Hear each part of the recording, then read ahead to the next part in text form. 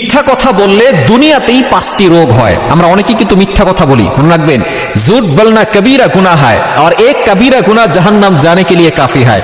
মিথ্যা কথা বলা হচ্ছে কবিরা গুনাহ, আর একটা কবিরা গুনাহ জাহান্নামে যাওয়ার জন্য যথেষ্ট। এজন্য মিথ্যা কথা যারা বলে তারা কিন্তু অনেক ভয়ঙ্কর অপরাধ করে। কিন্তু দুঃখজনক হলেও সত্য, আমাদের ম্যাক্সিমাম মুসলমান একেবারে ফজর থেকে নিয়ে দেখা যাচ্ছে ঘুম থেকে ওঠার পর থেকে নিয়ে ঘুমানোর আগ পর্যন্ত কথায় কথায় মিথ্যা বলে। এই মিথ্যা বলা থেকে দূরে সরে আসতে নবী সাল্লাল্লাহু আলাইহি ওয়াসাল্লাম জানিয়ে দিয়েছেন, এই মিথ্যা কথার দুর্গন্ধ হচ্ছে এত বেশি, যদি এই মিথ্যা কথার দুর্গন্ধের কারণে দেখা যাচ্ছে ফেরেশতারা তার থেকে 100 হাত দূরে থাকে, 100 মাইল দূরে থাকে। সুতরাং এই মিথ্যা কথা কখনো বলবেন না। মিথ্যা কথা বললে দুনিয়াতেই আপনার 5টি রোগ হবে। 1 নাম্বার হচ্ছে আপনার চেহারার সৌন্দর্য নষ্ট হয়ে যাবে, চেহারার যে বিউটি আছে, কিউটনেস আছে, এগুলো নষ্ট হয়ে যাবে, চেহারার সৌন্দর্য থাকবে না। 2 নাম্বার হচ্ছে আপনার অন্তর মরে যাবে, আপনার তখন ভালো কাজ আর ভালো লাগবে না।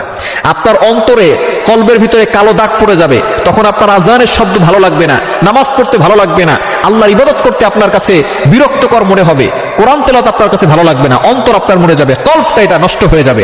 এজন্য মিথ্যা কথা বলা যাবে না।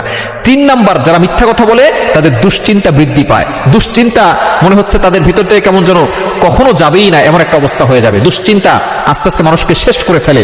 এই ডিপ্রেশনে যারা থাকে, ফ্রাস্ট্রেটেড পিপল যারা, তারা কিন্তু আস্তে আস্তে বড় ধরনের সমস্যার ভিতরে পড়ে যায়, স্ট্রোক করে ফেলে, হার্ট অ্যাটাক করে ফেলে। হার্ট অ্যাটাকের ঝুঁকি বাড়ে দুশ্চিন্তার কারণে। এই জন্য যখন আপনি মিথ্যা কথা বলবেন, এই দুশ্চিন্তা বেড়ে যাবে। দুশ্চিন্তা বেড়ে গেলে কিন্তু আপনার সমস্যা হয়ে যাবে। এবং 4 নাম্বার হচ্ছে স্মৃতিশক্তি দুর্বল হয়ে যায়, আপনার স্মৃতিশক্তি আস্তে আস্তে দুর্বল হয়ে যাবে।